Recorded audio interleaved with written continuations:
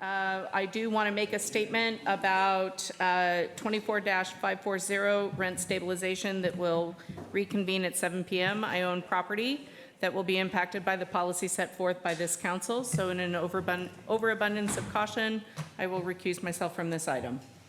And similarly, given the fact that I did work with one of the organizations that is pushing for this new ordinance, I will also recuse myself. Thank you very much. And we're going to move on to item number 24-540, rent stabilization and tenant protections, adoption of ordinances. And I'm going to defer to City Attorney Christopher Callahan to receive a report. So thank you again, Mayor Pro Tem. There is no report this evening. If you recall at your last meeting, you unanimously directed that final ordinances be brought back at this meeting for adoption. So in terms of process, the only thing left to do is for the council to take its final vote on those final ordinances that are in your packet. Thank you. Thank you. And at this time, we're going to see if council members have any questions. We'll start with Council Member Rocha. Just a point of clarification with the city attorney. Would it be still possible for me to request a separate motion and vote on each of the ordinances, even though it's a second reading of the ordinance? That's correct, council member. That's the way that we would recommend it be handled. Okay. So thank you for that reminder. Thank you. Due to the fact that this is has been a robust process and we've had several meetings on this, I have no further questions. Thank you. Council Member González. I believe that we also agreed on this at our last session, but just to reiterate that city staff is in support and in agreement with having regular report backs as to the efficacy of the program. Whether, we can determine a timeline at a later moment, but 6 months out, 1 year out, so that should we need to refine or recalibrate, we can do so. That is correct, council member. We have it currently scheduled for 12 months out, but we can do it sooner if something comes up and we need council direction. Thank you. I'll reserve the rest for comment. Thank you. Councilmember Barrera. No questions. Councilmember Osorio. No questions. All right. Bill Freeman, and I'm here to support the rent control ordinance because in my own experience, 4 years ago, I had to move from where I used to live. I was paying $600 a month. Now where I live, I'm paying for over $2,000 a month. And if it wasn't for my family, I would be homeless right at this point. And a lot of these people sitting in the audience tonight are in the same situation or worse than I am, and they need your help, your vote tonight to show to the people who are greedy, who own these places for rent, and raise the rent every year, every month, to say no to them. We're not Pebble Beach, we're not Hollywood, we're not Beverly Hills, we're Salinas, California, and the people here work hard every single day, and they need help with their rent stabilization. Thank you. Thank you, Kevin Dayton, Government Affairs Liaison for the Salinas Valley Chamber of Commerce.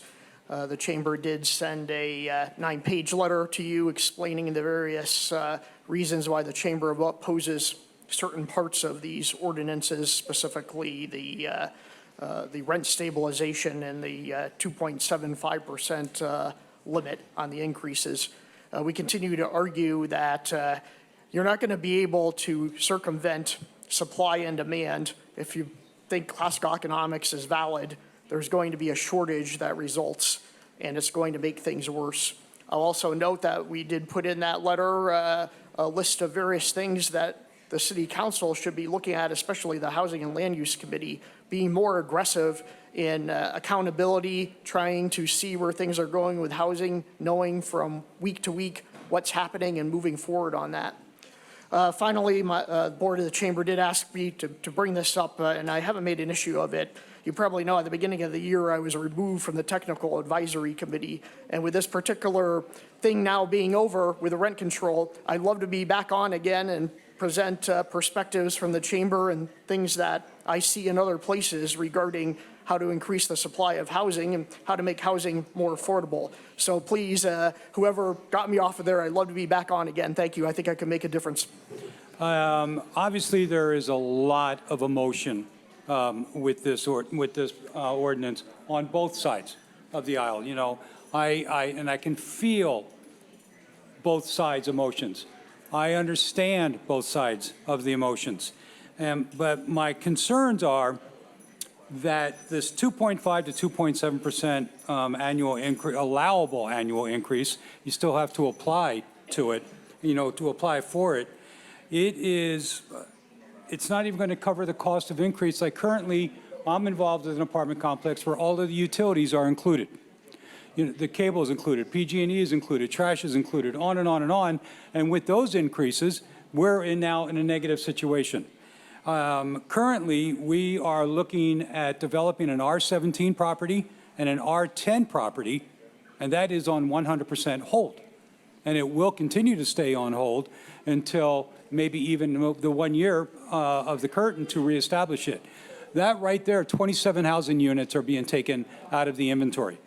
And maybe we are one of those rare operators, I'm not sure, that we do take into consideration, you know, all of the cost and the stress that takes place, you know, revenue versus rental income. And I know it's a tough situation. There was a couple of, even in your own PowerPoint program, the word assume and assumptions comes up repeatedly. Repeatedly. You assume this and you have these assumptions. That's not how we run a business. That's not how you would run your business. That is not how the city is run. That's not how a county is run. You don't base it on assume and assumptions. Those are your words. I showed up. I'm here to support the ordinance for yes, but also I want to add a comment to this. In the last few months, we've noticed that a lot of landlords know this change may be coming, and so they've been actively pursuing and harassing tenants these last few months. And what I'm here to ask for is for protection retroactive for the people that have been kicked out, myself included. The last time that I was here, the next day after I made my comment, I was served with papers to get out.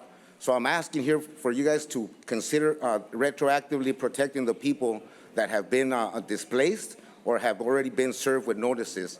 We may not benefit from the 3 months, but I'm here to ask for that, for retroactive protection for the people that have been served with notices. And because the landlords are actively, these last couple of months, they know it's coming, so they've been harassing people, including myself. And I'm not a person that looks to fight or anything, but they pushed me into this arena, and all they did was make us get united, because this fight is not only our communities, it's the whole city of Salinas. So we need to unite together and ask you to pass this yes and to protections retroactively for the people that have been served. Thank you. Mi nombre es Jesús Estrada, soy un organizador de Concentro de Abogacía de la Comunidad. Hoy, 24 de septiembre de 2024, quiero expresar mi agradecimiento a miembros de la comunidad presente. De igual manera, mi agradecimiento con cada uno de ustedes, miembro del concilio, el abogado de la ciudad y a su equipo. Hicieron buen trabajo organizando los foros para oír a la comunidad y a los propietarios para retroalimentar el borrador de la ordenanza. Por eso estamos hoy, que hoy será un día histórico, que la ordenanza de estabilidad renta sea realidad por el bien de la comunidad, primero los pobres. Es un dicho que dice, que usa mucho, y muchísimas gracias por su tiempo, porque a veces estamos aquí hasta las 11:30 de la noche, oyendo comentarios de la comunidad y oyendo a los propietarios. Así que muchísimas gracias por ese lado. Estamos agradecidos con ustedes a nombre de la comunidad y a nombre de CCA y a nombre de todas las organizaciones que estamos presentes aquí. Muchísimas gracias. My name is Jesus Estrada, and I'm an organizer with CCA. This day, September 24 of 2024, I want to thank you. I want to thank the members of the community. I want to thank the lawyer and his team. I want to thank all the community members, all the listening sessions that they had to be able to make this draft and to be able to take into account what the community and the landlord said. We ended up with a very good draft. And this day, on the 24th, it's going to be historic, because this day, we are going to help the community. We're going to approve this ordinance because it's something good for the community. And as they say, let's help the poor people with everyone and everything. And thank you. Sometimes we're here until 11:30, here in the community, hearing all the public comments. So I really want to help you. Thank you for all the support that you've given us. Thank you. Mi nombre es Janet López. Estoy aquí porque hace unas semanas recibí una carta de desalojo que me van a desalojar a mí y a mi familia, a lo cual de pagar 1,600 voy a pagar 2,800. Oh. 2,800. Y yo soy una trabajadora agrícola que no alcanzo a pagar ese dinero. Yo y mi familia nos vamos a quedar en la calle. Gracias.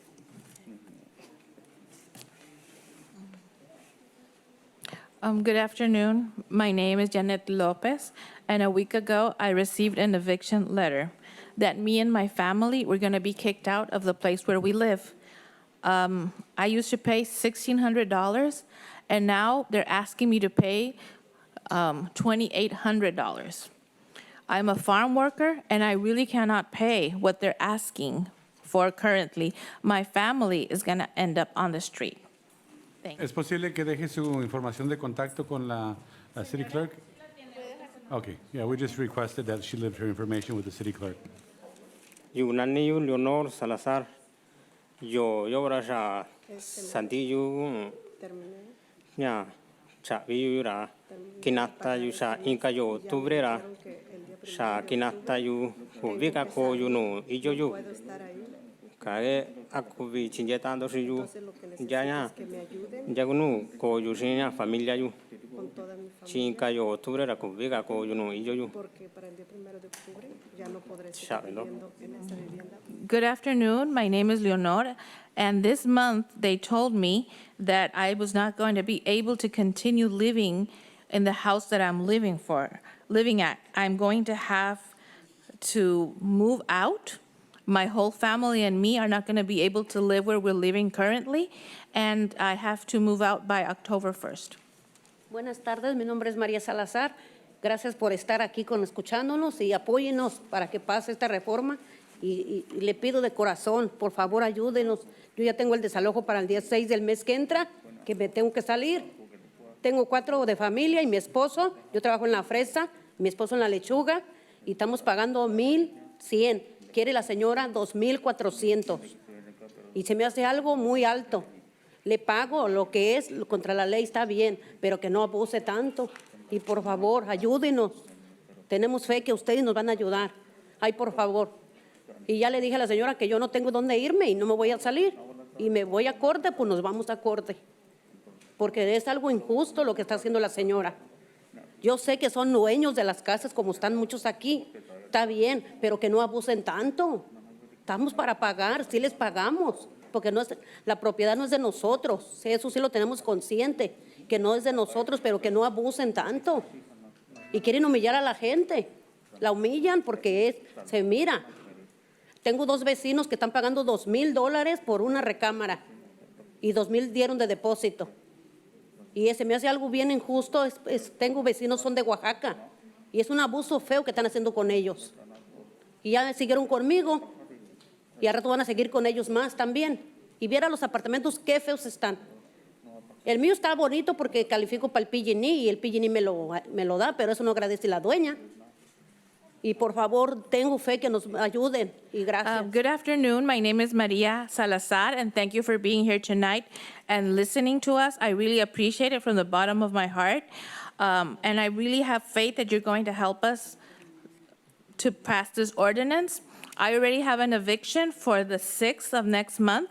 I have 4 people in my family and my husband. I work picking strawberries, and my husband works picking lettuce.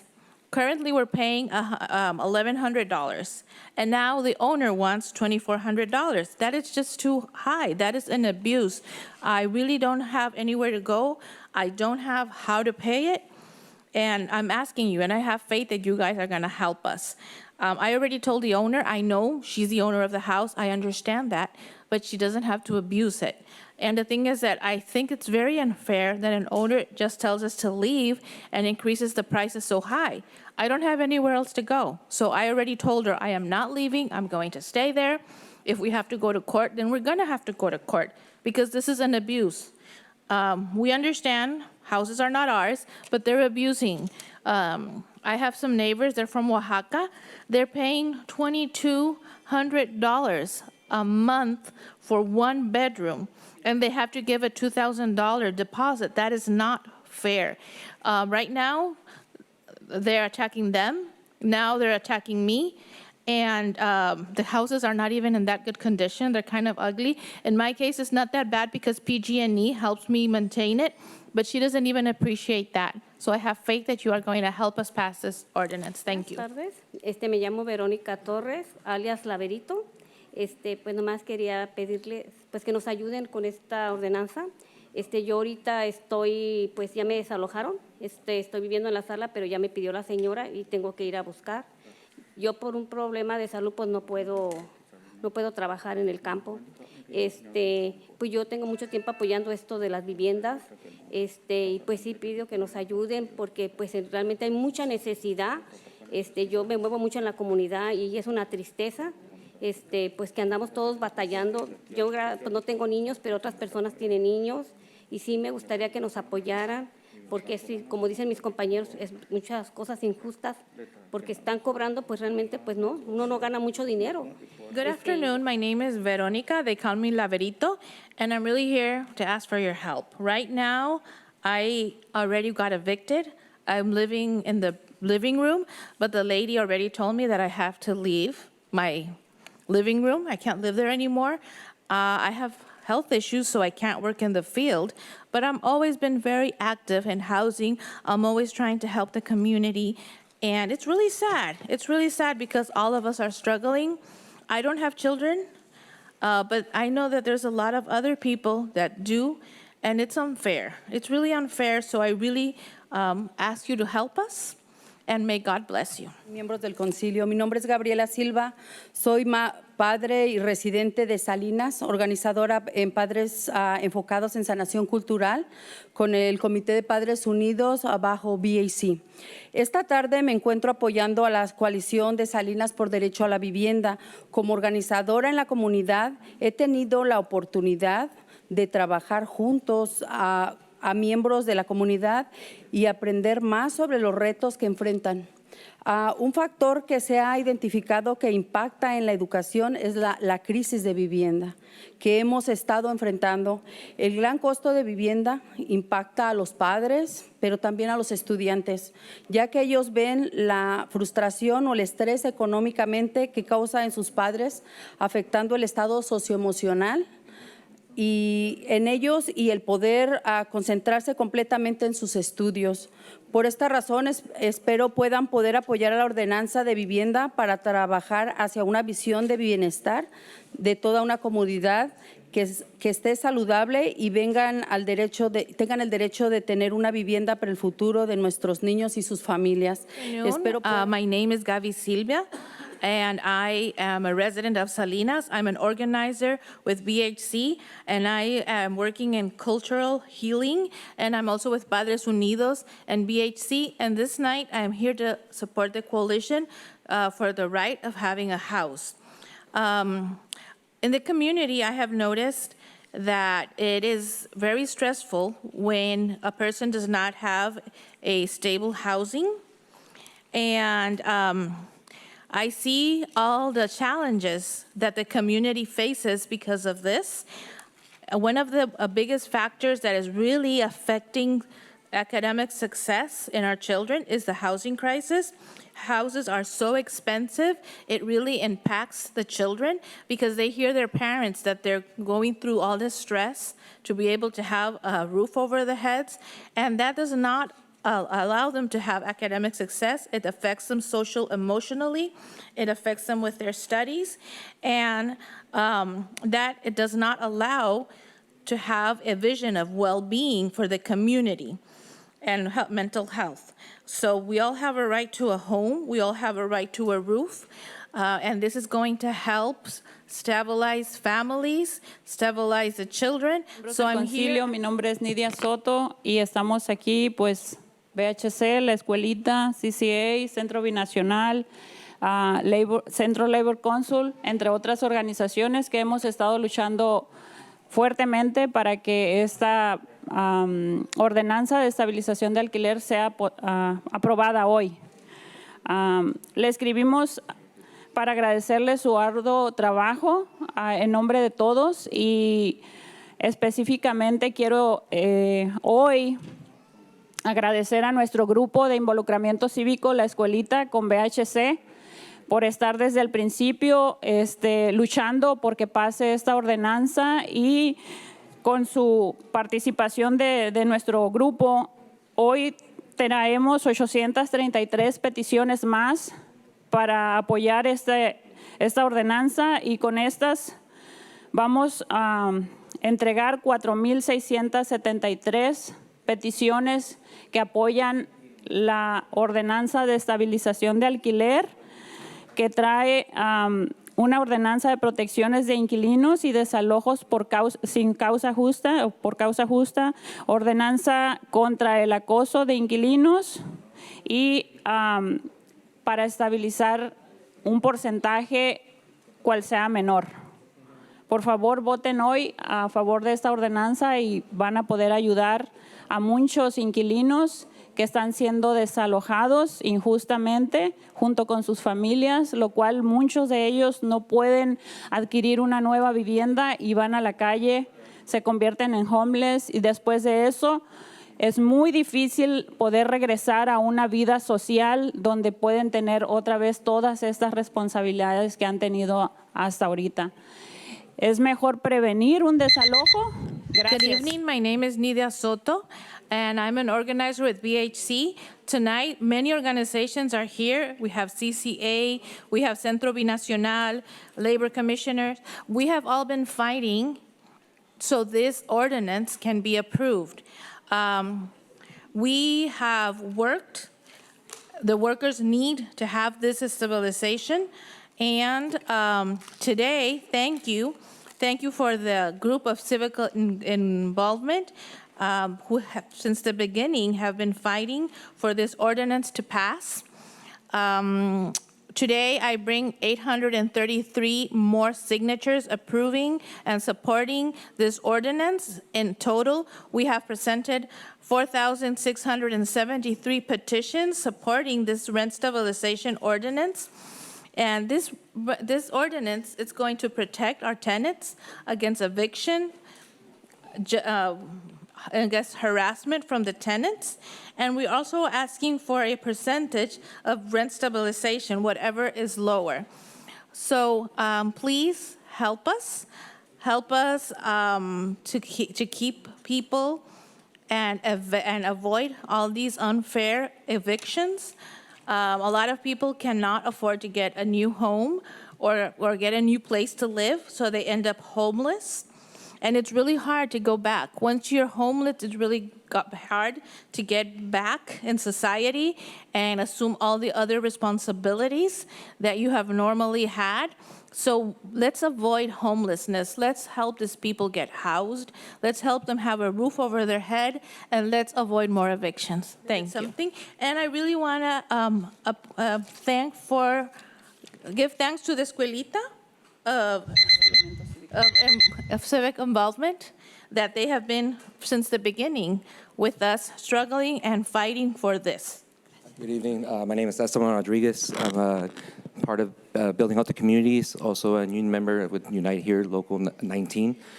First of all, I want to thank you all for hearing all these public comments from the people that are suffering. And I feel like this is a step forward to something positive.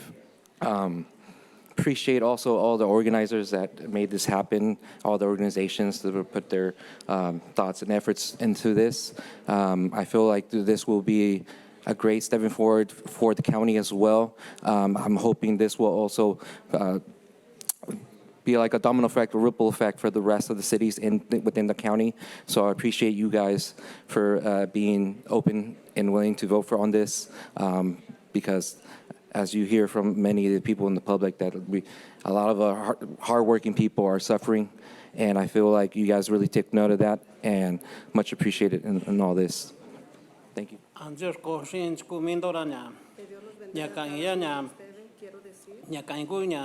Bashindu kisha apoyando nya me ordenanza nya ka shayo tuku mindo na tata na nanando nande no mesara mindo ja kuku infusión nya mindo ra nya chinjendo ndu na kohomi nya ordenanza yo chi kwanja in abuso y yo shina na shindu ja nya kaya lo nya ba shinin tu shin achi nya tuku pat na dueño renta ra sha in wakena shuna ra Kunda tininduwa iyo kwa gasto no hona kachiwa na sosi sando tinduwa chita tuni tindura nindu ko kita shon cha bindu renta wa taba shinji chinyora takwa konyaka shoni ndu cha bindu renta ra kwa ta binduwa lo nya sata du nya ka tu kandu sha nya ya diciembre nya 2023 ya na kunya familia ndu ya na kuna na shkuna in víctima chishi abuso nya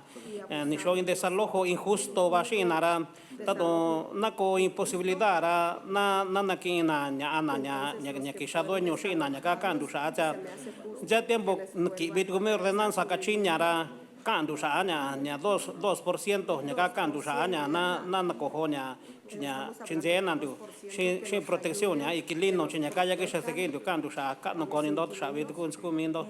Everyone, I want to say that thank you for supporting us. Thank you for supporting the ordinance. I am a family. I have a family. I am a father, and I really need you to help all of us. I understand that the landlords also need to pay their expenses, but we also have to pay our own expenses. We do not make enough to pay the rent, and we're almost at the end of the season, so we don't really have enough money to pay the rent. We've been talking about this since December 2023, and honestly, there's a lot of abuse against us. There's a lot of evictions.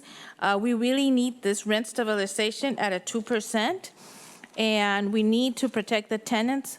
Thank you.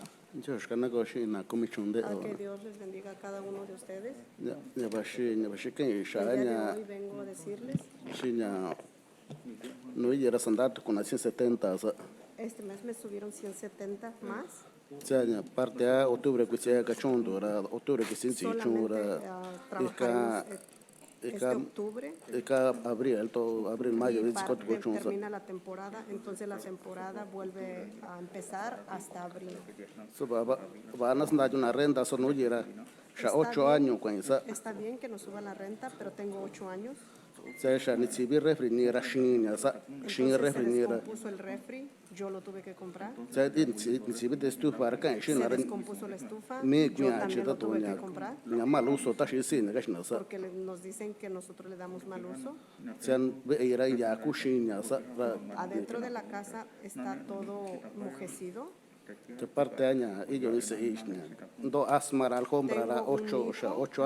un hijo con asma. Tengo 8 años y la alfombra no sale un puño de tierra y no lo han querido. Todo eso está causando daño a mi hijo. Se descompone el baño, toda la casa, cualquier parte de la casa, porque que si algo se descompuso, porque luego nos dicen, oh, tú tienes que pagar todos los que descomponga. última vez que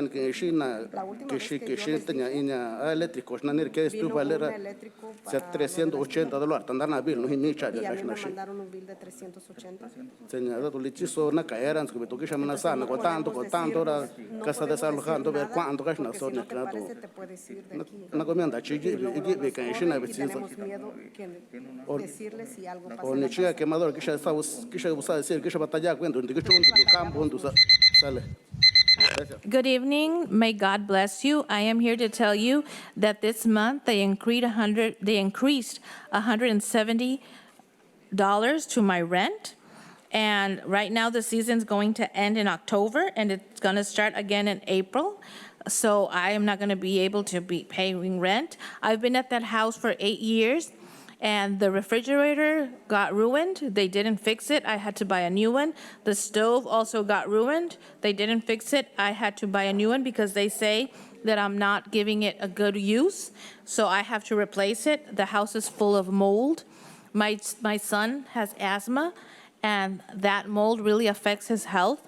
The rug is very dirty. We vacuum it, and it's still dirty. It harms our son. If the bathroom gets ruined, anything in the house that gets ruined, I can't even tell them. I'm even afraid to call them and say that something is not working at the house because last time they called an electrician and I received a bill for $380. So honestly, we're struggling. We can't say anything about the homes. Buenas tardes. Mi nombre es Silvia Cruz. Estoy aquí para pedirle a que voten a favor para que pase esta estabilización de renta, porque nosotros estamos sufriendo mucho por la cantidad que nos están cobrando de la renta. Y yo donde vivo estoy pagando $2,600 de una recámara. Y no nomás tenemos que de esos biles, tenemos más biles para pagar. Good evening. My name is Silvia Cruz, and I'm here to please ask you to vote in favor of the rent stabilization because we are suffering a lot. I have to pay on rent $2,600 a month for one room, and I also have more bills to pay. So I'm really asking you to support this ordinance because we're all struggling and we're all suffering. Thank you. My name is Victor Caures, Monterey Bay Central Labor Council political organizer. And as I have mentioned in the past, we represent about 36,000 workers, not only in Monterey County, but in Santa Cruz County. So today, I want to recognize all the support and leadership you have provided and continue to provide to the residents of our community. And secondly, I would like to recognize all the vital services and programs that our working families provide to the community they consider their own home.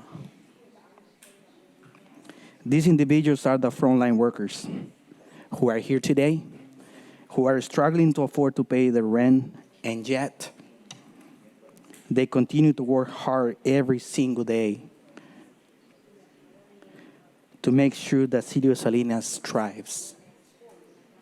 These people are human beings who deserve respect. Let's care for one another, be compassionate. Let's work together for the best solution possible. For our community, our seniors, individuals with disabilities, our future leaders, our children. On behalf of the Monterey Bay Central Labor Council, I encourage the city of Salinas to act appropriately tonight regarding the rent stabilization and tenant protection and just cause eviction ordinance. Council, my name is Nelson Bagan. I'm an apartment owner, and I sat here and I've listened. And yes, there's a lot of problems out there, but these problems are going to be solved not by demanding that landlords only charge this much or X amount of dollars. This is a money issue of economics. These people aren't making enough to pay fair market rent. Landlords aren't charging exorbitant rents in most cases. I'm not saying they're not exceptions to the rule, but the facts are their income is not enough to suffice to pay. You need to work on their income. You will never solve this problem without solving the income problem. The income problem will help these people more than anything else you can do. And so you can sit here and cause a reduction in the amount of properties that are developed and rental units that are going to be coming up forward. But every year in June, there's a new class of young adults that get out of high school that are looking for jobs, will probably be looking for apartments, and that is never going to end. But if you continue this policy, I guarantee you housing construction will stop, and it will be even worse. The solution is an income-driven solution. You need to recognize that. And if you don't recognize that, you will be the reason why this great city will continue to be more blighted and taken down that dark path, because you can never solve this problem by trying to strangle a few landlords who in general are very good with their tenants and take care of their properties. Thank you for your time. Mi nombre es Felipe Morales, líder de COPA y miembro de Nuestra Señora del Refugio en Castroville. COPA es una organización de 27 instituciones miembros basadas en la fe sin fines de lucro. Sinagogas, sindicatos en Santa Cruz y en el Condado de Monterrey. Apoyamos firmemente la aprobación de la ordenanza y en particular que el porcentaje sea fijo de 2.5 a 2.75. A través de los meses y años hemos escuchado de primera mano historias y barreras que nuestra comunidad está pasando, así como las historias que han escuchado esta noche. Good evening. My name is Felipe Morales, and I'm a COPA organizer, and I'm also a member of Our Lady of Refuge in Castroville. COPA is an organization that has 27 member institutions. It's a broad-based institution based on faith. We have churches, synagogues, unions, and that support COPA. So we're here to ask you to please approve the ordinance.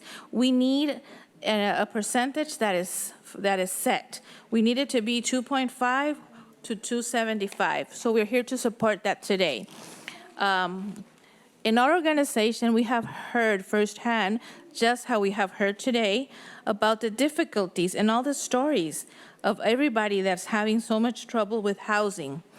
So we also work in Santa Cruz County and Monterey. So we're here to support Salinas with this rent stabilization. Muy buenas tardes, mi nombre es Salvador.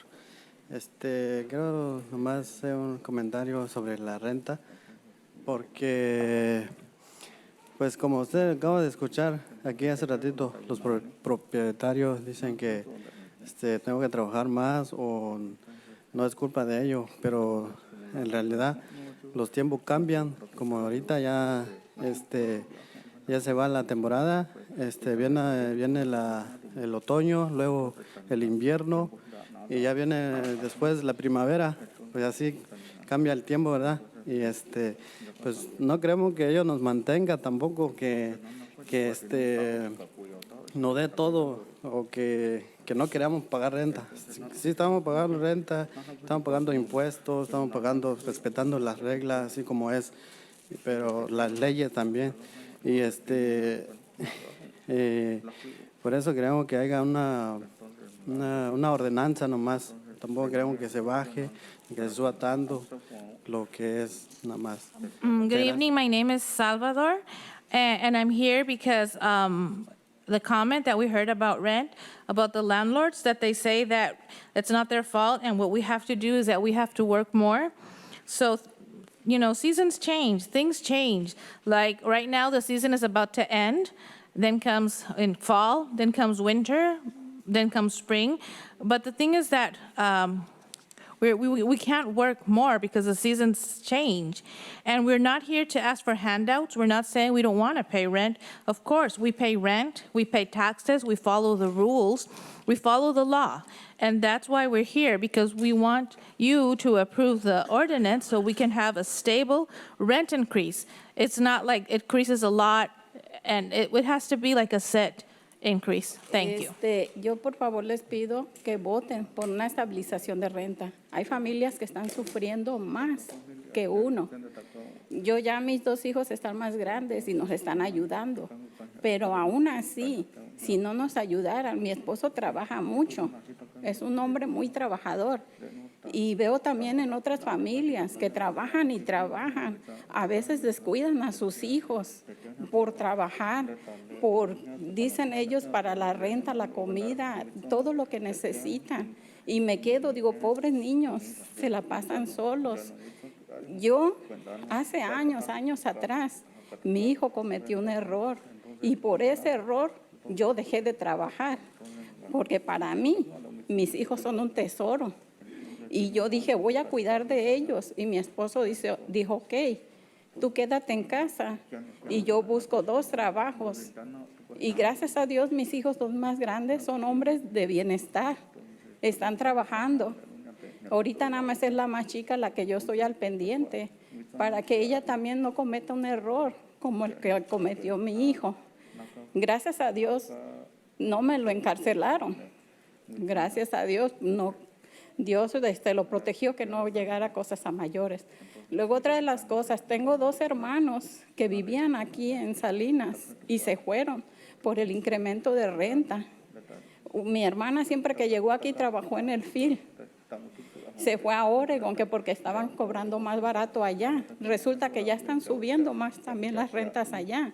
Mi otro hermano se fue aquí a Madera. Gracias a Dios está con un dueño que no les cobra tan caro, pero ya también están subiendo las rentas. Muchos dicen, no, pues hay que irnos. No, es aquí. Tenemos que nosotros ver aquí. Gracias. I am here to ask for the rent stabilization. Thank you so much for hearing us.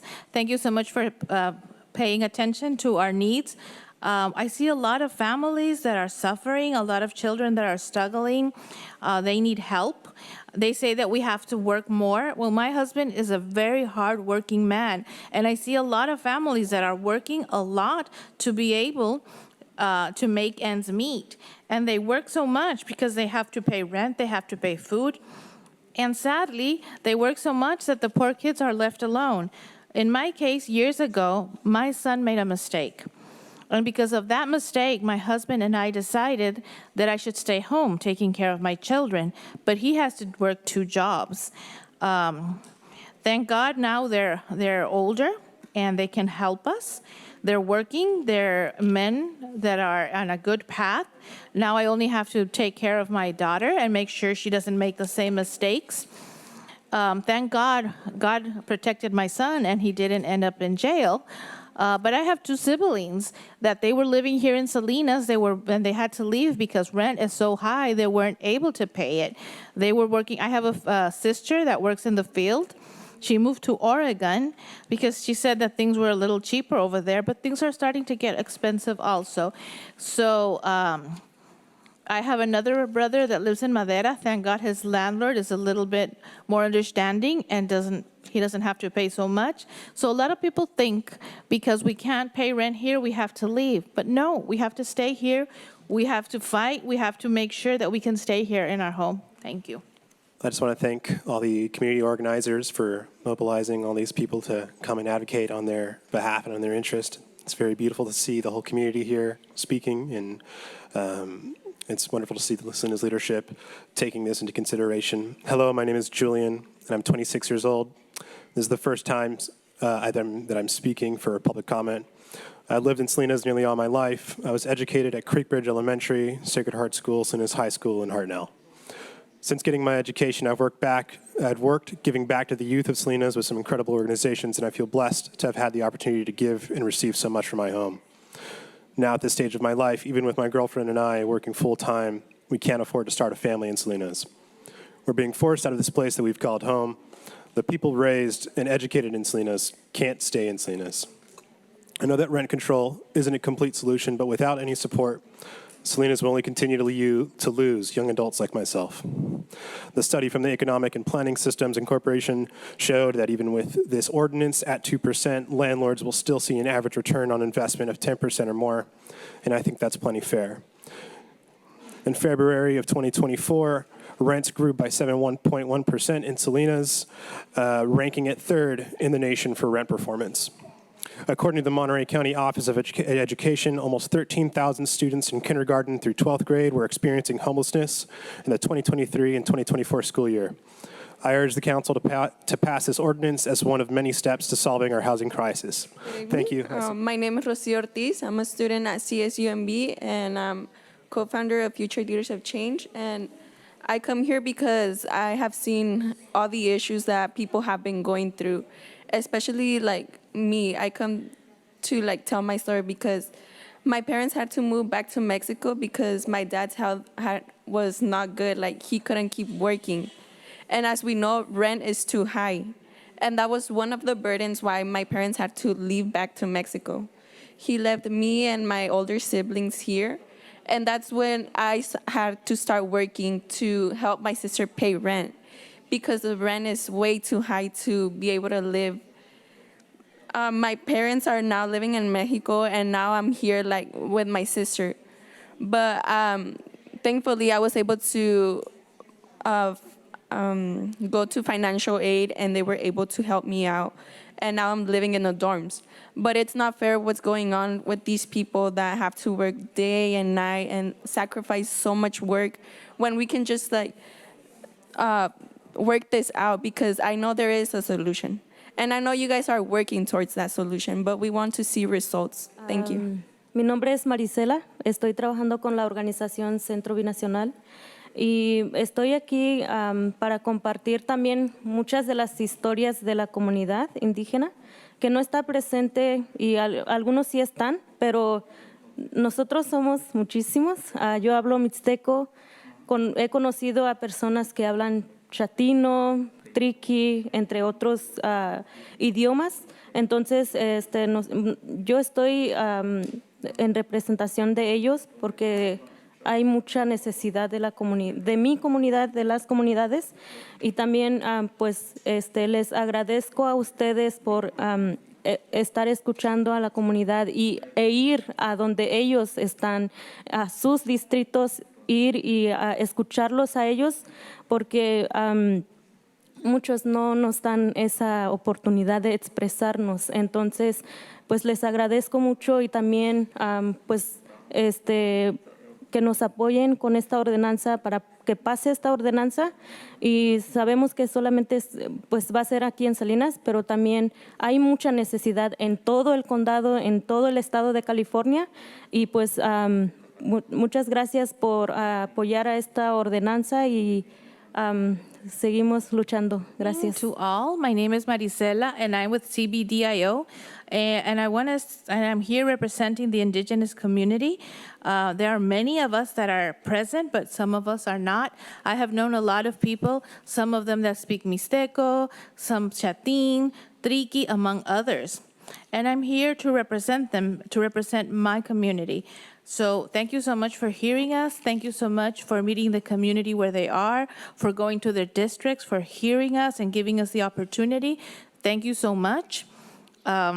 We really would appreciate that you would support this ordinance and pass it, because this ordinance, it's true, it's only going to be approved here in Salinas, but there's a lot of need in the county, in all of California.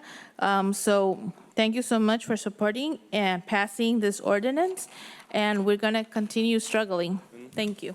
My name is Andy Moreno. I am a student at LSL High School. I am 16 years old. In our community, the rental crisis has gotten very bad, not just for me, but the people around me. I have seen many people like my neighbor who have been gotten unrightfully evicted with a 2-month notice. They struggled so much financially. At the same time, there was a passing of a family member, which affected them so much more. The pain this family went through was harsh. The mother of 3 kids crying, not sure where they might sleep. Rent has increased so much that I had to work with my dad the whole summer to even help pay rent. In this time, I wanted to go to summer school to improve my academics, which I couldn't since rent was too high and I had to work. The rent crisis has not only affected my family financially, but also my future, which is why I think we need this rent stabilization. Thank you for listening. Hello, my name is David Masonev. First off, I'd like to say that the stories I'm hearing are heartbreaking and shouldn't be happening. Having said that, the portions, I'm in favor of the sides of the ordinance that deal with tenants' rights. The tenants have rights, and they need to know what those rights are. And until they know what those rights are, actually, nothing is going to really change. I don't believe that, and this is just a word, I can't think of anything else, penalizing the landowners, the good landowners with the bad landowners doesn't make sense to me. If you have a penalty clause somewhere that says, hey, if this guy is found, almost like a law, if he's found guilty of doing something wrong, then let's go ahead and charge him for that. But I'm just confused as to how taking from the landowners is going to help the situation. We're just creating a larger division in this city. We don't need a larger division in this city. It's not helpful, it's hurtful. Thank you very much. Muchos dueños, cuando nos levantamos la voz, nos aumenta más la renta. Y como nosotros tenemos niños, muchos dueños ya no quieren niños, solamente las parejas quieren rentar. Nosotros nos cuesta mucho conseguir vivienda porque tenemos niños. Y ya todos los dueños ya no quieren niños ahora, porque como nosotros trabajamos en el campo, los dueños dicen que nosotros ganamos muchos más. A la semana agarramos cheque de 1,500 y como nosotros no ganamos mucho, nos llega cheque de 600, pero los dueños nos piden 1,700 o 1,800 por el cuarto. Por eso pido el 2% de la renta. Gracias. Good afternoon. I'm here because I want to say that if we talk or if we elevate our voice, then what happens is the landlords, what they do is they increase the rent more if they hear us talking. Landlords don't want to rent houses or rooms to people that have children. They only want couples. They don't want children. It is really hard because we work in the fields. They think we make a lot of money. They think we make like $1,500 a week, but that's not true. We make like $600.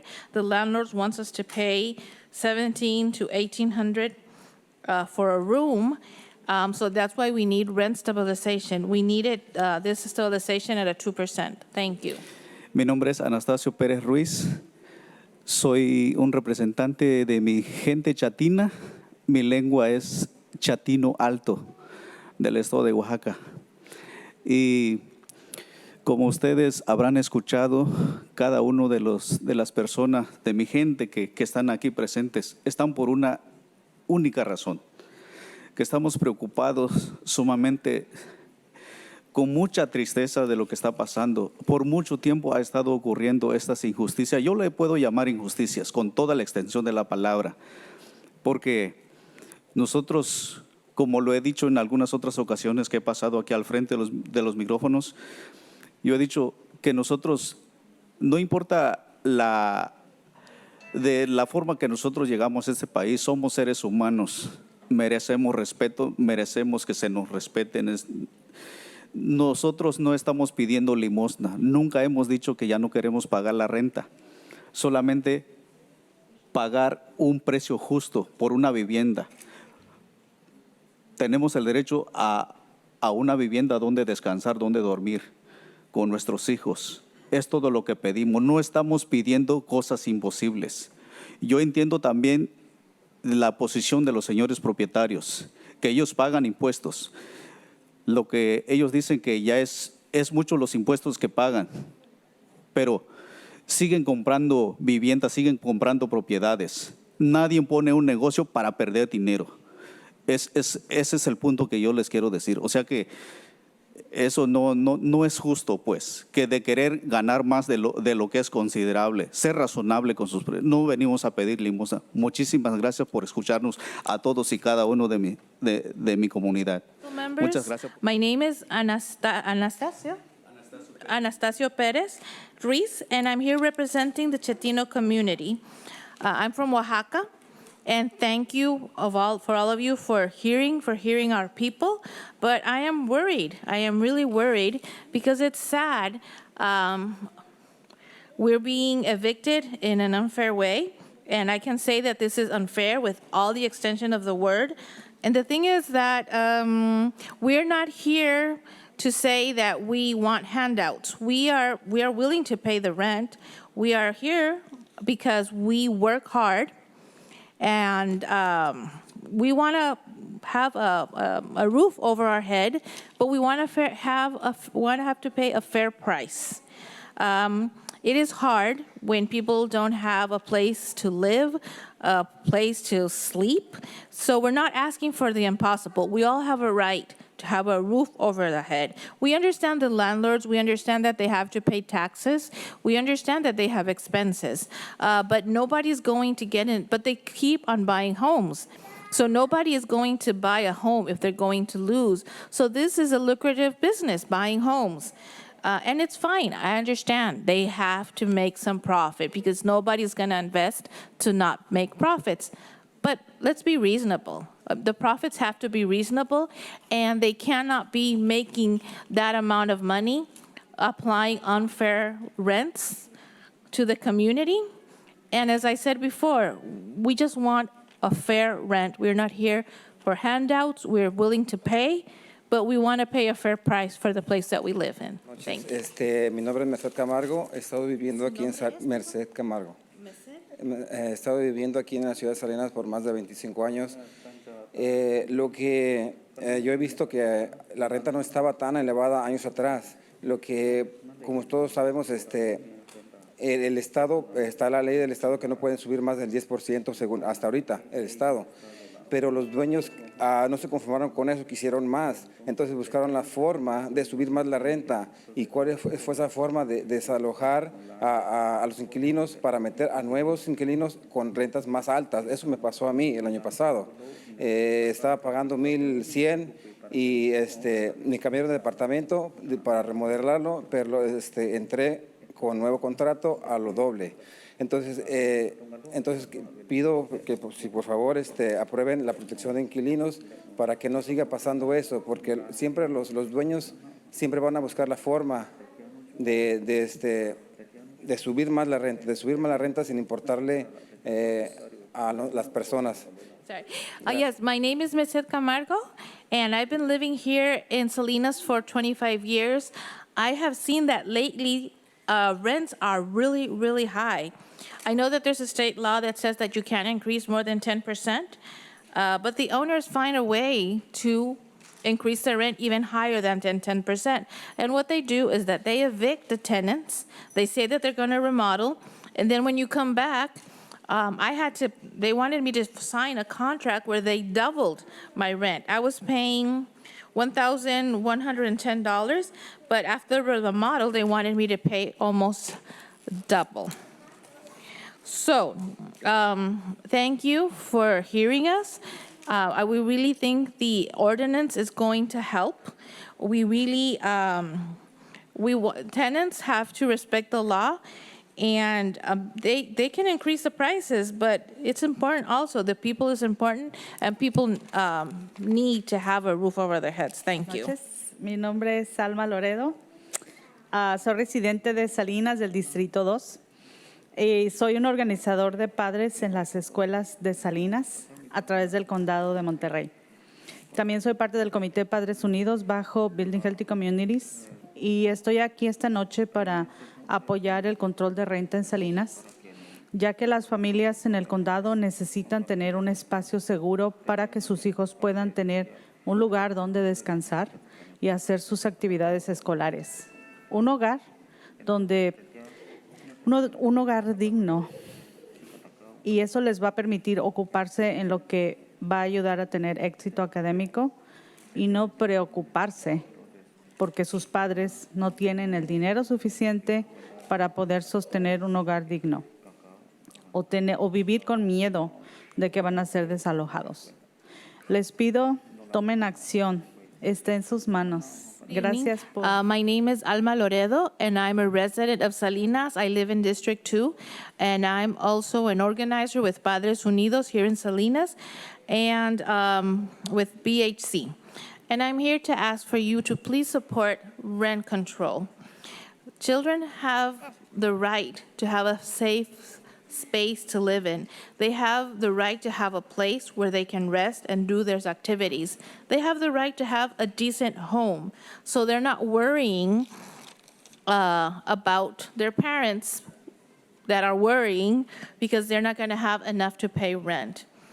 They worry, they stress because their parents do not have enough to pay rent. And they have the right to have a decent place to live in that is stable and live without fear of ending up in the streets. So I'm here to please ask you to take action. It is in your hands, and I really appreciate all the support that you give the community. Thank you. Bill Leip, I'm a resident of Monterey County. Kudos to the organization to get all these people to show up. It's an important issue. I'm not sure putting these kind of controls in place is going to result in what everybody wants, which is more housing at more affordable prices. Unfortunately, this city and this county has been one of the most expensive places to live. It didn't just happen. It's been one of the most expensive places to live in the last 25, 30 years, maybe since the end of World War II. So no surprise. But we're way behind on building housing. The state's way behind, tens of millions of units. So for all these folks that are organizing tonight, I commend you for coming out and speaking to our leadership here. But remember, November 5th is an election. You need to look at what the council has done here, what the state officials have done, and what the federal officials have done, and more importantly, what they haven't done, which is loosen the gears up so that developers can come in, build housing, make whatever kind of money they think is going to pencil out for them, and get these units built. I mean, I was born in '68, and believe me, the number of houses has not really increased in the city of Salinas all that much. So I just encourage, I love the energy of everybody being here tonight and speaking their piece and speaking it peacefully. But when it comes to November 5th and you go to the ballot box, remember who you're voting for and what they've been doing, or more importantly, what they have not been doing. Council, my name is Omar. I'm a community member and renter here in Salinas. I'm here to support the rent stabilization ordinance. Rent stabilization isn't the perfect solution, nor is it the only solution. It's a tool in the toolbox to combat the housing crisis in the area. Housing supply needs to be built. The local industries do need to pay their employees a living wage, but rental rates need to be stabilized as well. So I'm here to support rent stabilization. And to the landlords that say they won't be able to invest in housing or they might need to move away if this ordinance passes, you can't take the houses with you. So when you leave, sell it to the families that actually live in the homes. Thank you. Yo estoy trabajando con Centro Binacional para el Desarrollo Indígena Oaxaqueño y también agradezco también a toda mi comunidad que se ha presentado. Yo hablo mixteco, muchos están aquí presentes, tanto como la comunidad chatina, y solamente quiero recordarles a cada una de las personas que han venido, todas las sesiones que se han tenido aquí, a recordar y tener presente todas esas historias y todas esas valientes personas que han pasado aquí, compartir eso, y nada más quiero decir que por favor puedan votar a favor de estas ordenanzas, que es muy importante para todos los que viven aquí en Salinas y también a todos los trabajadores que recuerden que ellos son esenciales para aquí, tanto aquí en Salinas como todo el estado de California. Ellos son trabajadores esenciales, llevan comida a la mesa de muchos hogares de aquí, entonces también pedimos lo justo, ¿verdad? Que ellos también puedan tener esa tranquilidad de acostarse a dormir sin tener ese estrés de qué va a pasar el próximo mes, voy a tener donde vivir. Good evening. My name is Graciela González, and thank you for this space that you give to us to hear us. I'm with CBDIO, and I want to thank you on behalf of my community. My community is Mixteco. I speak Mixteco. And I want to remind that my community has been here sharing their stories. There's so many people from the community that have shared so many stories. There are people that have had the courage to come to this meeting and speak out and share everything that has happened to them. So I'm really asking you to please vote in favor of this rent stabilization. In Salinas, we are essential workers. We are the ones that put food on many tables here in the county. So we also think it's fair that we have a place to sleep and be able to sleep stress-free without really worrying if next month I'm going to have a place to live. Thank you. ¿Qué tal? Mi nombre es Miguel Pelayo. Buenas noches. Tengo 20 años aproximadamente viviendo en Salinas. Vivía en Los Ángeles. Cuando me moví, llegué sin nada aquí solo. Pagaba $300 en un cuarto y se me hacía caro. Hoy pago $2,700 en un apartamento. En la crisis del 2008, por ahí agarramos una casa, la perdimos. He andado mucho en la comunidad. Me hablan mucha gente de la comunidad porque hago videos para informar y me da mucha tristeza cuando recibo muchos mensajes donde dicen ayúdame porque me están desalojando, ayúdame porque no puedo, ayúdame porque me sacaron y estaba pagando yo $1,400 y me quieren sacar para remodelar, pero ya sé la estrategia, me quieren sacar porque quieren meter un nuevo contrato y aumentar eso. Yo ahorita tengo una tristeza en mi corazón porque tengo 3 hijos, les prometí una casa, no pude agarrarla. Es increíble ahorita porque hay muchos inversionistas que no te dejan agarrar la casa. Llegan con cash, llegan con efectivo. ¿Para qué? Para rentarla más cara, ¿verdad? Ahorita yo estoy aquí, me invitaron y ojalá puedan votar a favor de estabilizar lo que es esto de la renta. Sería un paso, no es la solución, pero es un paso importante de que ahorita si alguien paga $2,000, que anualmente te estén incrementando el $200, que es el 10%. Entonces, Good evening. My name is Miguel Pelayo, and I've been living here in Salinas for 20 years. Before, I lived in Los Angeles, and when I moved here, I came here with nothing. But I was paying $300 for a room, and I felt that was expensive. Now I'm paying $2,700 for an apartment. In the crisis of 2008, I was able to buy a home, but we lost it. And it's really sad because I have seen so many community members, people that have been evicted in an unfair way. I make videos for the community, and a lot of people call me and they say, help me, I'm being evicted. Help me, I need your help. Help me, I'm paying $1,400. And they want to remodel, but I know this tragedy. They're going to remodel the house, so then after that, they can do a new contract. And it's really sad for me. And something that really breaks my heart is that I had promised my 3 children that I was going to buy a house for them. And it's impossible. It's too expensive. And the thing is that there's a lot of investors that come here and you cannot compete with them. They come here with cash, they buy the homes. And what they do is that they buy the homes so they can rent.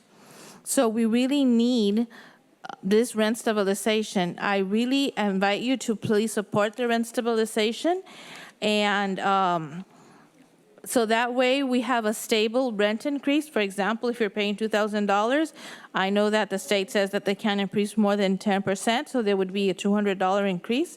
Thank you. Hi, my name is Ana Núñez. I was not going to speak, but listening to all these people, I'm a single mom and I struggle paying my rent.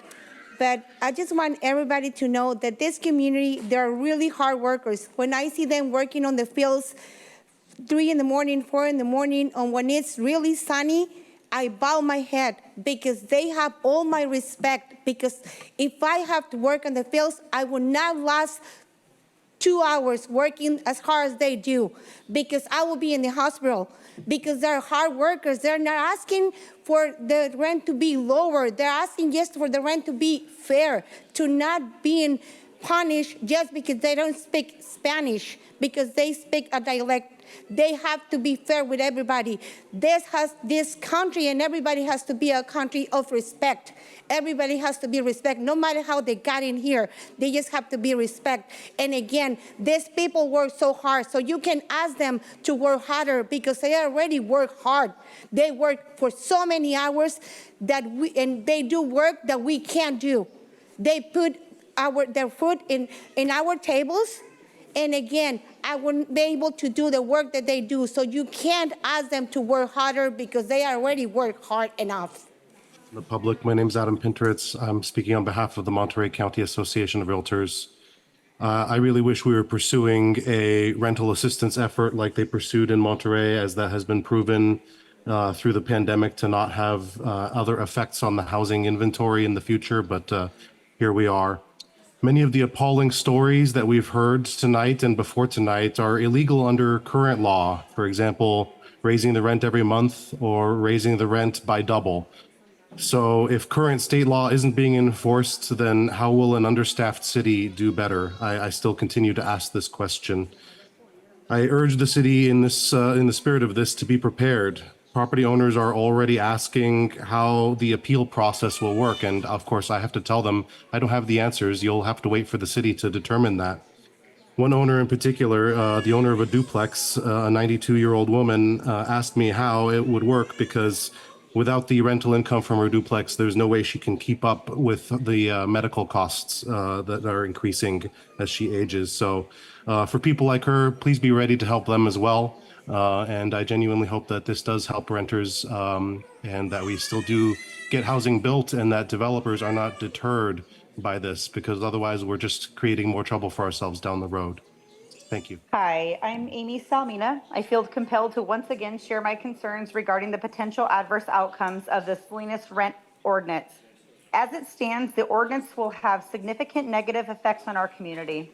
I must express my deep disappointment with the ordinance, how the ordinance has been developed. The focus on landlords, though likely rooted in good intentions, will likely worsen the issues we aim to solve. It's disheartening that little attention was given to improving the permit process, incentivizing builders, or fostering a pro-growth environment.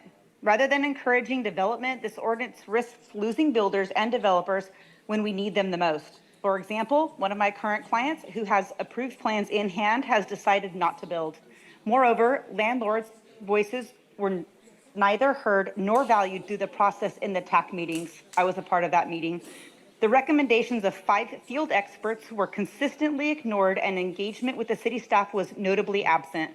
The sessions felt more like a city council meeting than collaborative TAC decisions. While Megan Hunter facilitated open discussions during the rental registry, talks that included the city and fostered a balanced approach, this adversarial tone paints landlords as obstacles, not partners, in creating a healthier, more balanced housing market.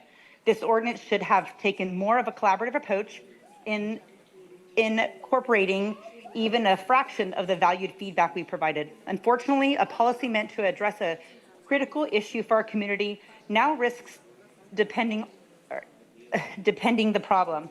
A city's council role is to shape the policy and services. These decisions need not to be based on emotion, but unbiased.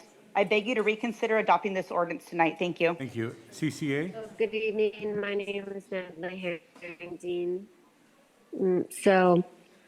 This is more than just an income problem. This is an exorbitant rent problem. What maybe we all should consider is that actually nobody should own any of the land and that we should be able to live for free. It's not really just a development problem either, because we have a lot of people with empty spaces in their house, and we have a lot of places that could be rented at fair prices. Much of the housing here is dilapidated, and the rents that are being charged are the same amount as in large cities like San Diego and San Francisco, but we're a small city in a rural community. We need to take care of our neighbors and consider that, you know, this is not really worth fighting over money, and that we need to work together as a community and share our resources, because our community that is working the land is not making enough money to pay these rents, and we're squabbling over dollars. And rather than consider the lives of the people here who are not able to make it on a day-to-day, week-to-week, and month-to-month basis. And I just think at the end of the day, this is important. We need to save whatever money that we can. Most of the landlords are making large profits.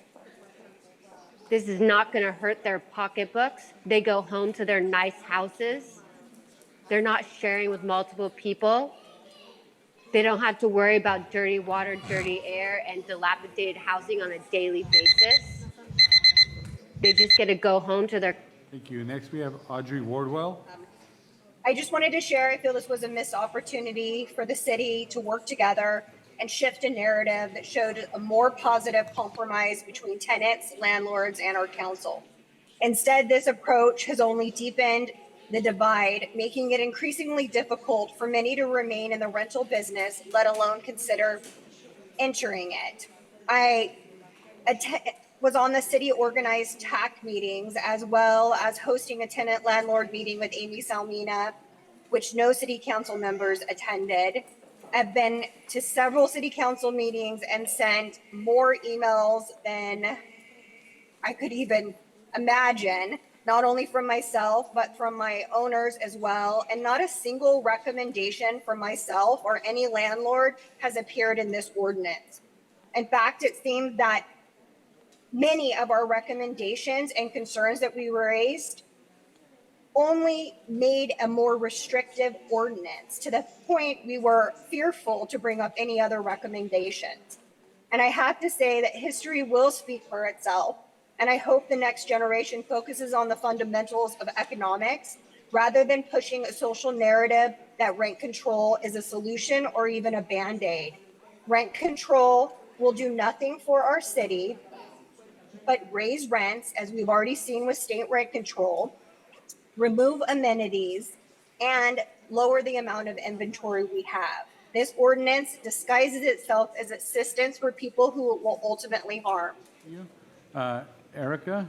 I've been watching everything this evening, and I've heard a lot of the families. And one of the things that I noticed is it seemed like a lot of the people that were either renting rooms or sub-renting certain locations, I'm not sure how much this ordinance is going to help, because they're obviously renting from somebody that's not even the landlord. I've been working at a property management agency for over 26 years. And this year alone, one of our properties, the insurance with the state of California went up over $80,000. That's just on insurance. BID, I've been here for a long time, so I've known the prices, cost of trash. When I talked to BID, because the cost is over $7,000 a month, to try to figure out why the other agency they had before, where it was lower, I'm told that we pay for 1 out of 10 locations. So basically, when I pay the bill, because we're required to, they're saying to me the reason why the price is so high is because there's 10 other people that don't pay their bills. So that's a cost that we're having to eat over to. So that is a part when people go into these rental increases, landlords aren't just wanting to raise rents, you know. So at our location, $110 per unit is now going to the state of California's insurance.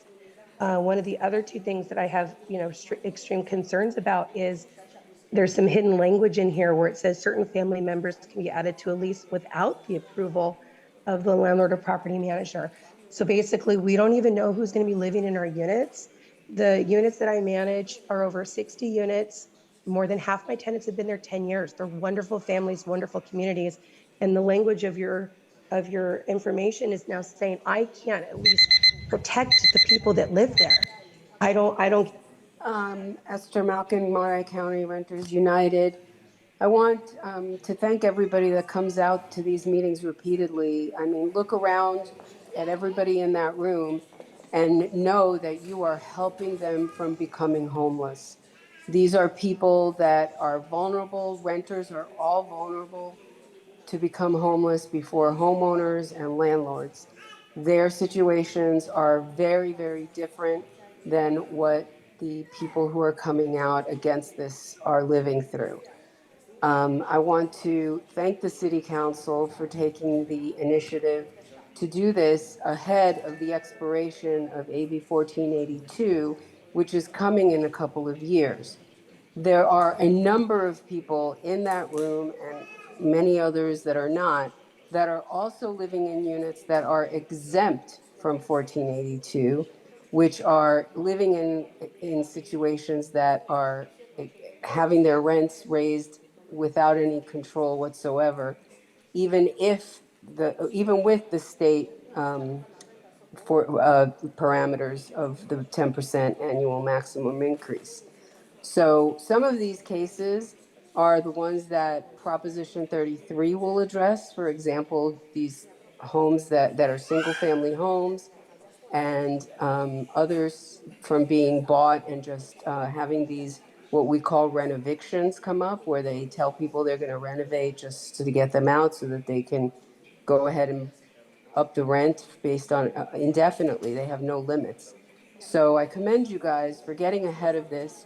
You're actually going to be preventing homelessness that will spill over to the streets of your neighborhoods and your businesses, which then these very same people will be complaining about then. Thank you very much. Carla Lobo, current candidate for Seaside Mayor. I commend this council for taking on the challenge of housing, not only in Salinas, but in Monterey County. You are the closest metropolitan city in the Monterey County, so you are the staple of what is to come down the pipeline. I just want to throw out some facts with regards to property management companies, and when we talk about owners. Right now, the DOG last month accused real estate software companies like UDR, who owns and manages six properties in Salinas, helping landlords collude to raise rents. We know that our harvest seasons are in 6 months. We have folks that come from Yuma to harvest here for 6 months and go back. During that time period, UDR and several other property companies raise the rent more than the 10% that is allotted. So when we talk about illegalities, that happens on an everyday basis. We have local property owners that threaten individuals just for status-wise. So when we talk about what we're losing here, we don't only supply our nation with crops from the harvest, from the folks that harvest that, we also provide the nation. In Monterey County alone, agricultural contributes over $3.9 billion per year. In Monterey County alone, the economic output with a total estimate impact of over $11.7 billion on the local economy. So then when we talk about the livelihoods of the individuals that take care of the world, we are number 5. California is number 5 that provides fruits and vegetables to the world. When we talk about we can't even house them, and then when we do house them. Thank you. My name is Karen Araujo. I am a lifelong resident of Salinas, and I am here to say thank you to the visionary members of the City Council for their forward thinking. This is the responsible thing to do. This is the ethical thing to do. And this makes financial sense as well when you think of the degree of homelessness you are preventing by this action. What price do we put on basic human needs? A roof over a family's head, clean water to drink, food, health care? These are questions that elected officials wrestle with all the time. I belong to organizations that promote considering these basic human needs as essential services to be funded and considered for the long-term well-being of communities. Thank you very much for what you're doing. I know this is difficult for people who have incomes that will be impacted by this. They made lots of money in the past, but whenever businesses find out that there's been harm done by their business practices, I hope they would be motivated to change. We cannot always think of more, more, more. We have to think, what is enough? You're making difficult decisions. Thank you very much. The people in the future will be thanking you for what you're doing today. Thank you for all. Robin? I realize that my comments are too little, too late. However, it was only last week that I learned about the significance of using the inflation adjustment method for measures like this. Many individuals and families are struggling because wages have not kept pace with the cost of living. High medical fees and prescription costs can lead to bankruptcy, often resulting in homelessness and forced cohabitation. I believe a rent control ordinance is essential at this point, but I do have concerns about the proposed 2.75%. We must consider the financial pressures of landlords, especially given the influence of corporate donations in our political landscape.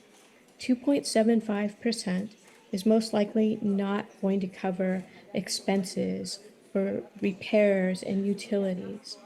I encourage the council to reassess the calculations, especially if the inflation adjustment method was not applied. It seems more reasonable to at least start with 3.75, noting that San Jose has 5% and Los Angeles has 4%. I heard a comment stating that as it stands, landlords will not have the right to know who's occupying a dwelling. That is going to lead to more overcrowding, more unruliness, and more resentment. And I'd like to remind this council that we have a shortage of police officers. Thank you. My name is Jason Pineda. I live in District 3 in Old Town. I'm a Section 8 renter, and I just wanted to ask you to support renters by voting yes for the ordinance, and just like to speak kind of like to a point that I've heard, and I don't want to single anyone out about it, but I've heard that the issue is like a supply, like the way to solve the rent problem is by creating more supply. But I would just like to point out, and I don't want to fault anybody, is that, I question like how many people are saying that, like, and will be continuing to work on the issue once this ordinance is passed. Like the people that are, again, I think they're just saying that because they don't want the rent ordinance passed. I wonder how many will continue to, would move forward on trying to get more housing built.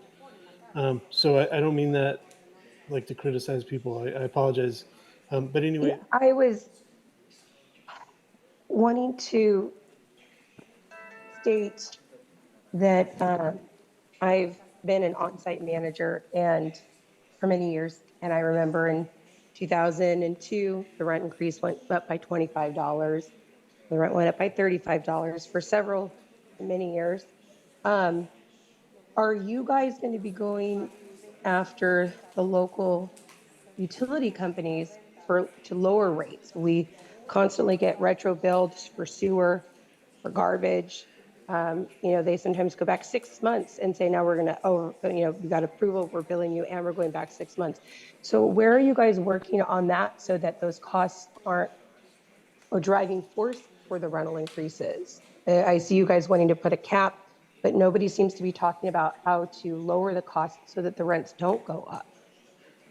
Is that something that you guys have looked at? Because from what we understand with like local trash, you guys have to approve those prices. This is Eloise Shim calling, and I just want to call actually in support of this, especially the clause that is the just cause eviction, because I myself have been a victim of unjust eviction, and once a person is evicted, it's next to impossible to get rented to again. In my case, I wasn't able to be housed again for 10 years. And so now I do get Section 8, and I'm very happy. But the psychological effect of being evicted and being homeless for so long makes it so that I wake up every morning wondering if somebody's going to be knocking at my door to evict me or sending me a letter. And it's really stressful on people if they get evicted. So just the fact that you would set up some kind of rules and regulation for just cause eviction is in itself, even if you don't have a certain percentage annually, but just the just cost of eviction will help people keep from having to be homeless, hopefully. I have Iram Coronado. Hello, my name is Iram Coronado, and I'm with the Center of Community Advocacy. You know, for so many years, the rent stability and housing has been an issue in Salinas, and the only ones that have opposed to this have been the oppressors. Salinas is known for its agricultural workers, and yet there is no stability. There is no pipeline for safe housing. If anything, a lot of our farm workers and even folks, you know, they have to get paid at least $33 an hour or more to afford a one-bedroom apartment, and that is ridiculous. It is a Salinas Valley, and some of you and most all Salinas residents take pride in Big Ag and how beautiful our community is. What makes our community beautiful is the people of Salinas, is the residents of Salinas. So I urge you all to please look at people in the room, people that have been showing up and in support. And I want to thank those city council members that have done everything in their power to represent the people and its residents. Thank you. Once again, I want to thank everyone for your involvement in this process. Whatever opinion you may have had about the rent stabilization and tenant protection ordinance, I appreciate your engagement in the robust process we have had thus far. I really want to commend our city attorney for the work he did on this, as well as our community development staff, our city manager, and all city staff, as well as the city council as a whole and the Housing and Land Use Committee. It's been a really collaborative process. We've done everything in our power to be able to reach out and get as much input as possible from residents. For me, what this process showed me, and I hope is able to be a model for not only ourselves as a city, but every other city in the county and any other government body, is what can happen when government works as a partner with the community on addressing an issue, as opposed to ignoring the concerns of the community. And as someone that's born and raised in Salinas, this has been a very impactful process for me, and it's a real surreal moment when you're able to serve on a city council of the city that you were born and raised in, and you're able to see your neighbors have the city attorney's undivided attention, the community development director's undivided attention, as the community sits together and asks critical questions about a serious policy matter. That's a beautiful thing when you have city government truly working for the benefit of the community, and that's what we saw throughout this process. And what I would share with the residents is never lose hope that meaningful change is possible when you get involved in the decision-making process. Never lose hope. And I want you all to know that the voices that you brought to our council meetings are not only your voices, but the voices of so many residents in our community. You are champions for our community. Thank you for your engagement in this process, and continue believing in the power to create positive change.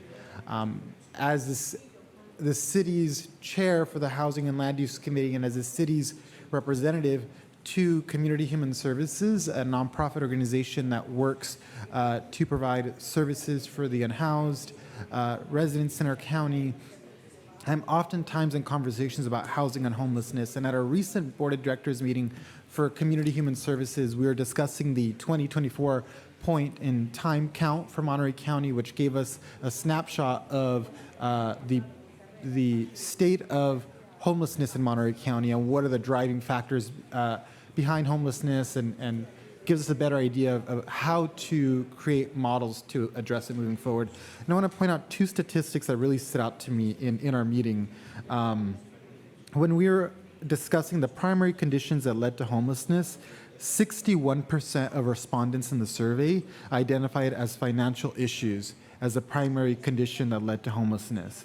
And when the point in time count was assessing obstacles to obtaining permanent housing, 79% of the respondents in the survey identified not being able to afford rent as a primary obstacle to obtaining permanent housing.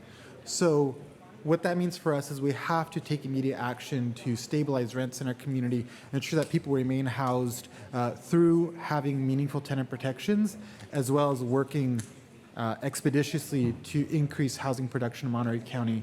And certainly that's what we're committed to doing here today. Happy to support this with the acknowledgement that this is one step of many that we must take to address our housing crisis in Monterey County. And thank you so much to each and every one of you for your involvement thus far in this process. Today is a historic moment for our city, and it's positive change driven by the community. Thank you so much. I'm going to go ahead and move forward with the motions.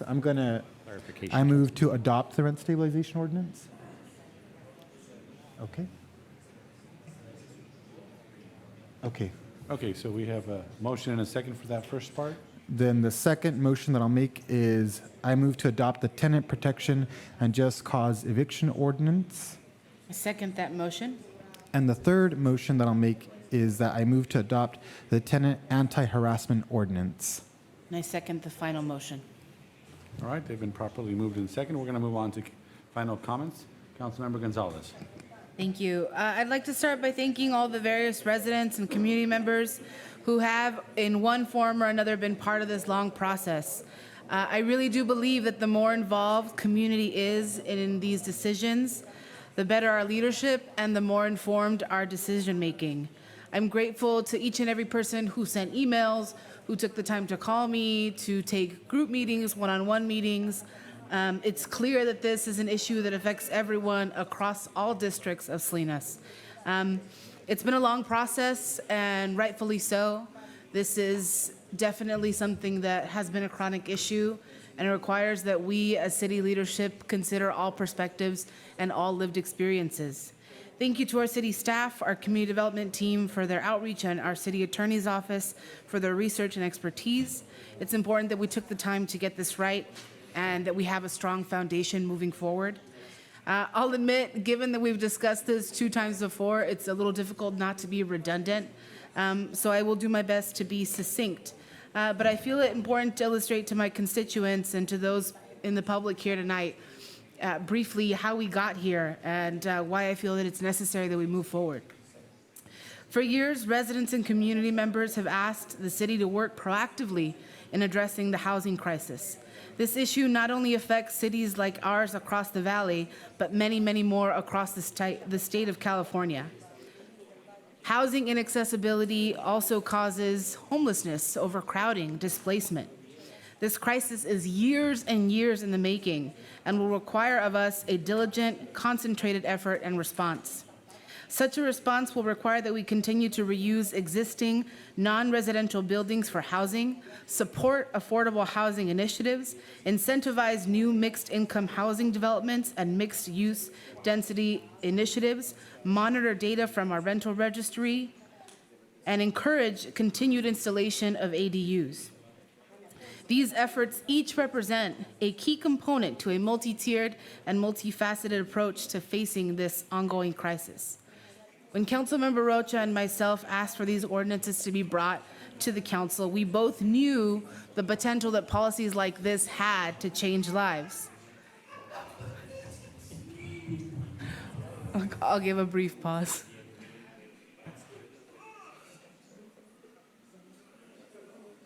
It's a packed house. That's what happens when it's a packed house. But I think what Councilmember Rocha and I were pleasantly surprised by and were even overwhelmed by was exactly how many people organized and how many people consistently showed up. We had, over the past few months, 4,673 signatures brought to this council. And frankly, I can't think of any other ordinance in recent memory that had that much support and advocacy. I'm really grateful to see how much community has taken ownership of this process, as this is a critical and ongoing issue.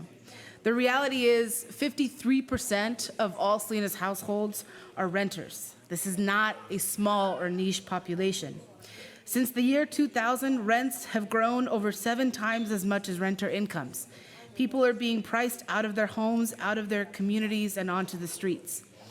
It's not right that people are paying $2,500 for a single bedroom, that people are being charged to use the kitchen or bathroom in a shared residence, and that for every year that I've been teaching, every single year, there has been a consistent group of students that have had to take 1 and even 2 jobs during their vacations and during the school year to help their parents pay rent when they should be focusing on being a student and, frankly, just being a kid. It is my belief that the time to act is now. And thankfully, there is something that we can do in helping to address this process. I will be voting in full support of these ordinances and remain hopeful that they will pass. Porque sí se puede. Thank you.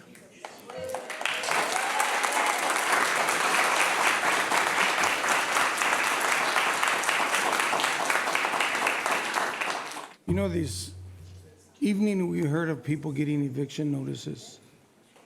Some of you don't have a place to live anymore.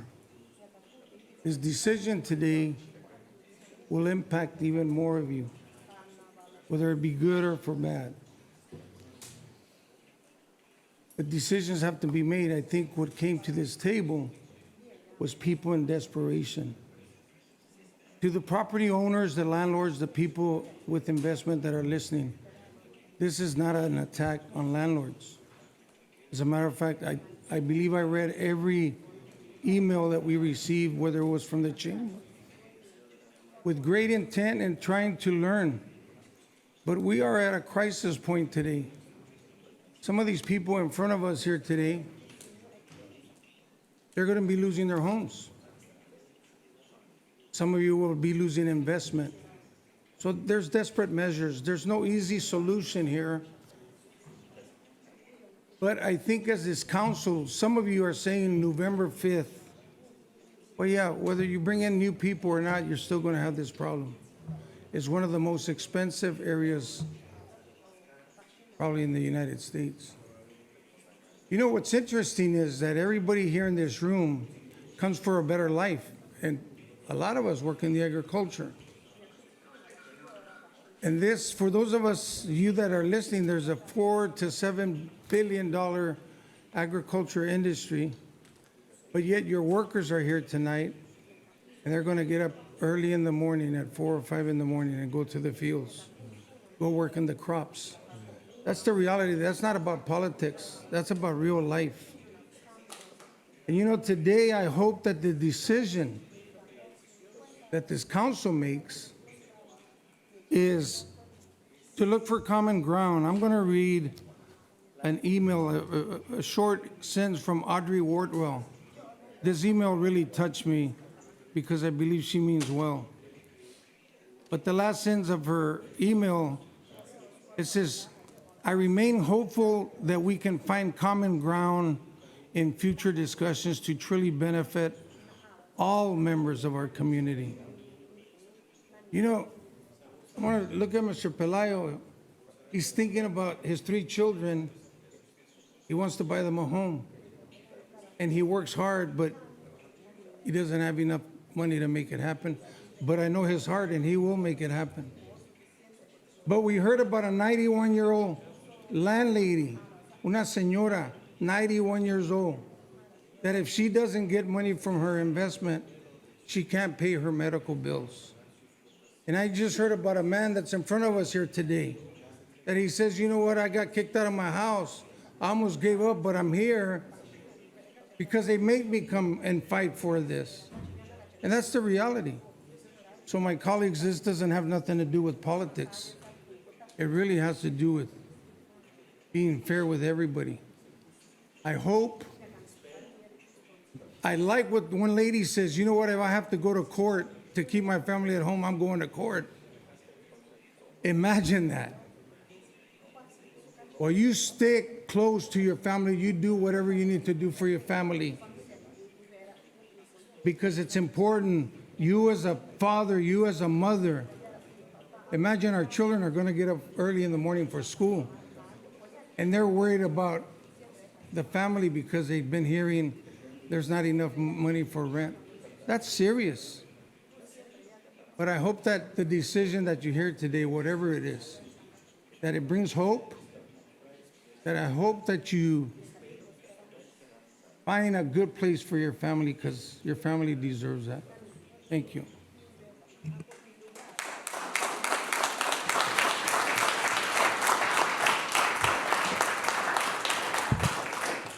Councilmember Osornio?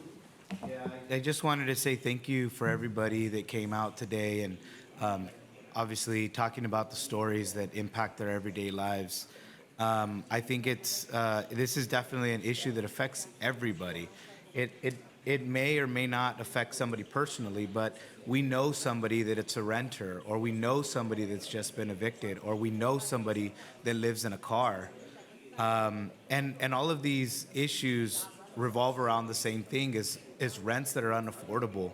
And, you know, I heard some comments today about our region having some of the lowest paying jobs in this area. And so when you're not making as much money and then your rents are really high, it just creates a big issue for families. And sometimes it's not about having one job that you wake up at 9 o'clock or you go in at 9 o'clock, you get out at 5. We're talking about people that have 2 and 3 jobs. We're talking about families, mother and father, that have 2 and 3 jobs. So imagine that. Imagine the quality of life that the children that are being raised in our community have. And I would agree with my colleagues. This isn't a thing about politics. It's a thing about people. It's a thing about people being able to have the opportunity to have something affordable to live in. There's no doubt that we have hardworking people in the city of Salinas. We have people that love this city, that don't want to be anywhere else than Salinas. And that's beautiful. I want to say again, thank you to the city attorney and all of the work that was done on this ordinance. I want to thank the city manager, community development, the consultants that we ended up speaking with, and all of the community organizations. This really couldn't have been done without all of the support and all of the voices and all the organizing. To my colleagues, almost 5,000 signatures, and that's only the signatures that we're able to get from the time that this started. But I can only imagine how many other people would have signed onto this petition that is saying that their rents are just unaffordable and there needs to be something done about it. So again, this is another way that I believe will help also with more folks becoming homeless, because a lot of folks are just one paycheck away from being homeless. So I know that this is another way that we can get some families to be protected. This isn't going to be the end-all, cure-all, and I think that there's going to be some rough days ahead of us of folks that may or may not be evicted, but I know that this is one step in the right direction, and so that's why I'm going to be completely supporting this this ordinance, and I urge my colleagues to do the same. Thank you.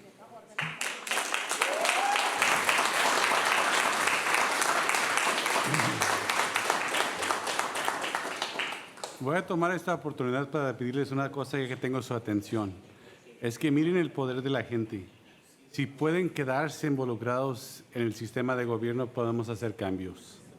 I'm going to tell all of you one thing since I have this opportunity, to stay engaged in government, because when community stays engaged in government, then we can make positive changes. And the second part of that is when you have a council that reflects and represents the community, we can make even bigger changes. I want to echo, I'm not going to repeat what my colleagues have said, but I do want to thank my colleague to the right, the teacher, Ms. Carla González, for her amazing leadership. I think she's an amazing person. I saw some of her students here. My colleague Rocha and Osornio and Barrera, I think everyone is here for the community. I also want to recognize that, like a lot of you said, you're very hard workers. I recognize that you're all very hard workers. I come from a family of farm labor as well. My dad trabajaba en la espinaca. He used to work at the spinach. My mom in the Castroville artichokes. And we had a lot of opportunities back then, which I don't see are possible for any of our residents now. And so I've seen my neighbors come and go with those same excuses that Mr. Pelaya shared, that they really want to remodel their home so that they can double the rent. I've seen the harassment and the retaliation against tenants. I also recognize that there's a lot of people who are facing eviction today because this change that's coming is hard. And the reality is all of you here probably need to stick together and support your neighbors more than ever, because there's going to be a reaction to this change because nobody likes change. Well, actually, when it benefits the community, especially there's those who don't like change. So I know there's a lot of good organizations here, CCA, Centro Binacional, BHC, Padres Unidos. I encourage you to reach out and stay united because neighbors are going to need to support neighbors to get this, to get through this. But overall, we will see the positive impact of this. We will be judged by what the decisions we make now, and I can guarantee you that all these people here are confident in what we're doing. So thank you very much for participating. Stay encouraged and stay engaged. And with that, City Clerk, can we call the roll for each individual ordinance? Or?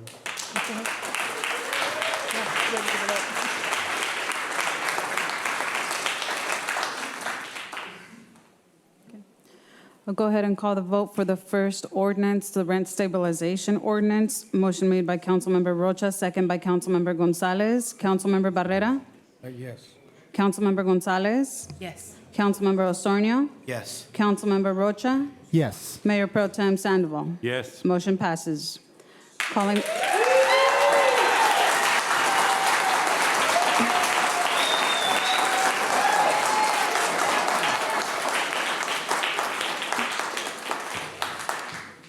Calling for the vote on the second ordinance, the tenant protection and just cause eviction. Motion made by Councilmember Rocha, second by Councilmember González. Councilmember Barrera? Yes. Councilmember González? Yes. Councilmember Osornio? Yes. Councilmember Rocha? Yes. Mayor Pro Tem Sandoval? Yes. Motion passes.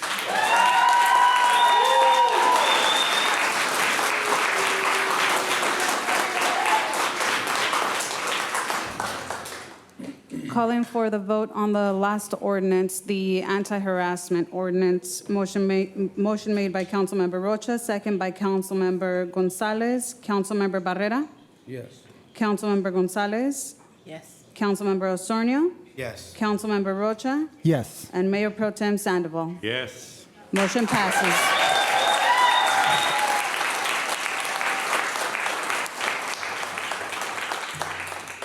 I want to thank everybody very much. With that, all three ordinances have been passed, and it's a historic day for Salinas and a historic day for residents. Yes.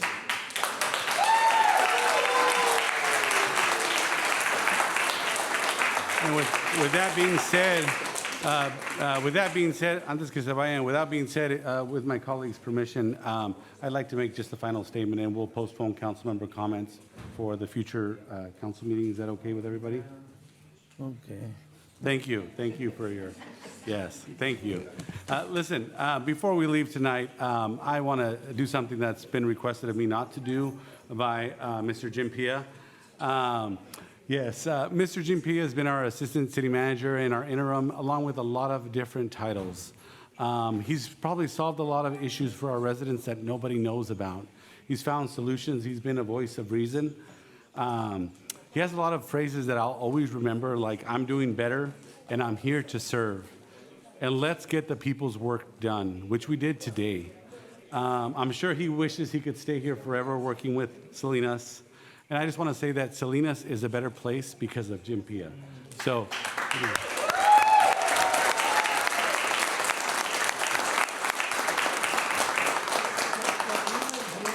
Que viva Jim. And with that, this meeting is adjourned.